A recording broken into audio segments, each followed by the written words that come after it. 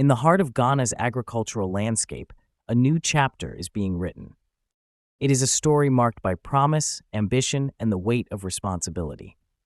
The Ministry of Food and Agriculture, buoyed by the government's vision for self-reliance, has unveiled an unprecedented allocation, a whopping 3.3 billion Ghana cedis, earmarked for the comprehensive rollout of the Planting for Food and Jobs Phase 2, PFJ 2.0. This new phase, which emerges from the core of the Ministry of Foreign Affairs' medium-term expenditure framework for 2024 to 2027, reflects an expansive commitment with the government, channeling an impressive 2.7 billion Ghana cedis, while development partners step in to close the financial gap. Quick reminder for those who haven't subscribed to our channel, please do so to stay updated on such insightful content and help us reach our goal of 30,000 subscribers by the end of this month. Your support means a lot. PFJ 2.0 is more than a plan. It is a mission, a clarion call for a reinvigorated approach to agriculture.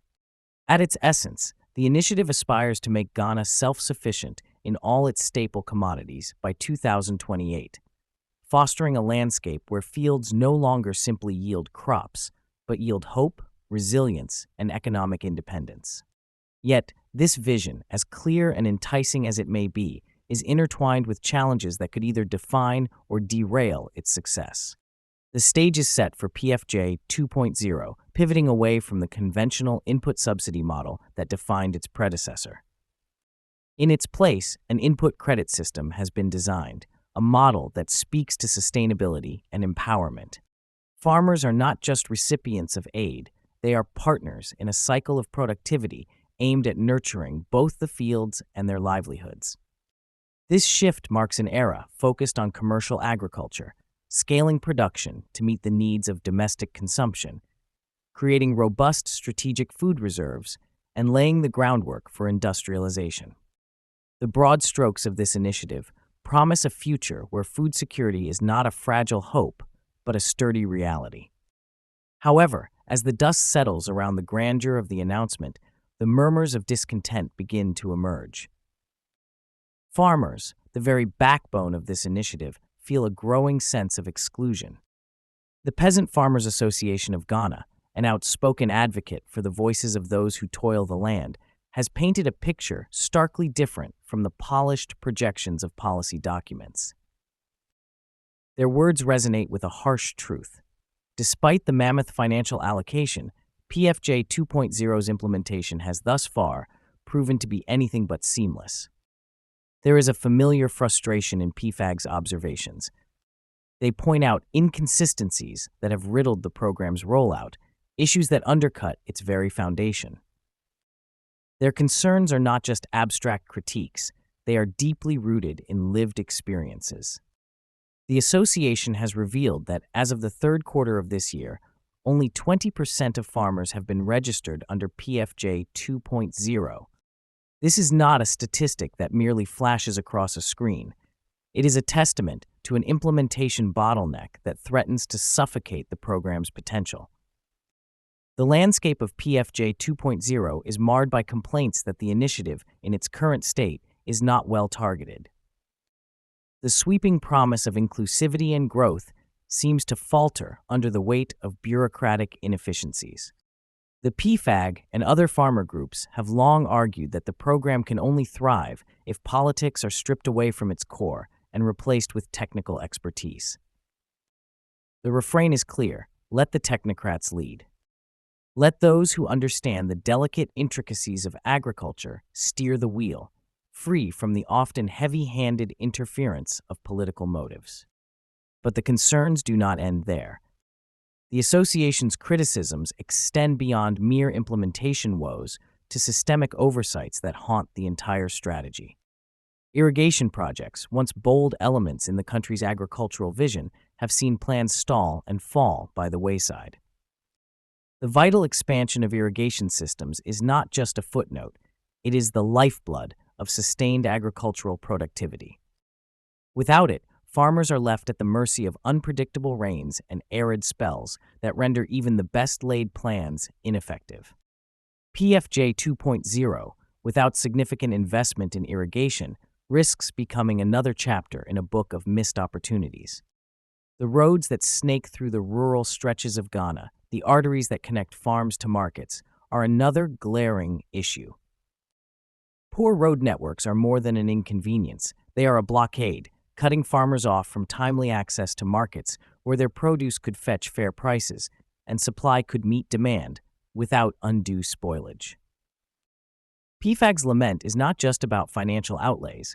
It is a cry for tangible, solution-driven measures that prioritize infrastructure as much as inputs. As the story unfolds, the dissonance between policy intent and ground reality becomes ever more palpable.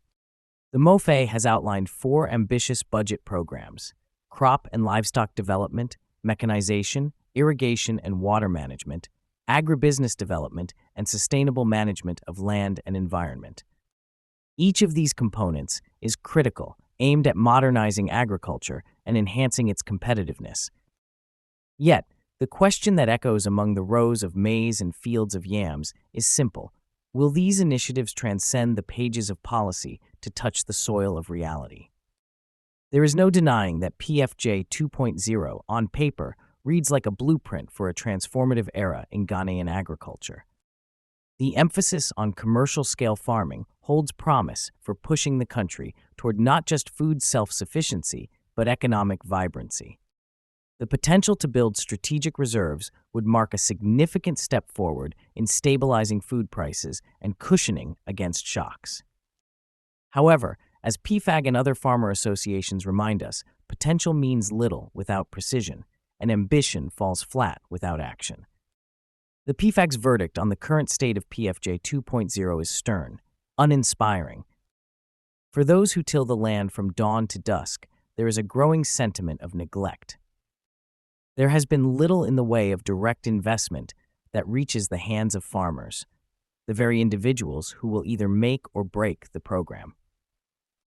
MoFA's preference for makeshift strategies over actionable, long-term solutions fuels a sense of disillusionment.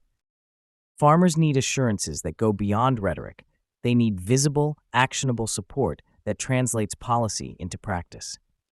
As PFJ 2.0 strides forward, it must do so with the lessons of the past etched into its approach. The very success of this initiative hinges on collaboration, not just in name, but in action. From policy designers in air-conditioned offices to farmers in sun-drenched fields, every actor along the value chain must find their place and play their part. Commitment, diligence, and a collective push must be more than buzzwords. They must become the backbone of a system that works. The story of PFJ 2.0 is still being written. Its plot is laced with anticipation, tension, and the ever-present question, will it succeed where others have faltered? As 2028 looms on the horizon, the promise of a self-sufficient Ghana stands as a beacon. Whether it becomes a reality or fades into another chapter of unrealized potential depends not just on the billions earmarked for its execution, but on the integrity, inclusivity, and genuine drive to turn words into deeds. Only then can PFJ 2.0 stand as the dawn of a new era, where fields flourish, farmers thrive, and Ghana's agricultural future is secured. If today is your first time watching this channel or you are returning to this channel for the exciting content, please subscribe to the channel for more educative and developmental projects across Ghana and Africa as a whole. Do you want to know about the state of a project in Africa? Then make sure to like and comment the name of the project you would like us to talk about and its current state.